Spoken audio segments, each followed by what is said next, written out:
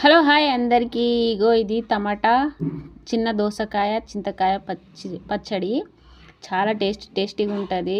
First నూనె పోసుకోవాలి. నూనె పోసుకున్నాక పచ్చిమిర్చి వేసుకోవాలి. వేసుకొని బాగా దూరగా వేగిందాక అట్లనే ఉంచాలి. ఉంచినాక 2 ఉల్లిగడ్డలు వేసుకోవాలి. ఉల్లిగడ్డలు వేసుకున్నాక చింతకాయ వేసుకోవాలి. చింతకాయ వేసుకున్నాక టమాటా వేసుకోవాలి. టమాటా వేసుకున్నాక ఉప్పు పసుపు వేసుకోవాలి. అవి వేసుకున్నాక దోసకాయ వేసుకోవాలి. దోసకాయ వేసుకున్నాక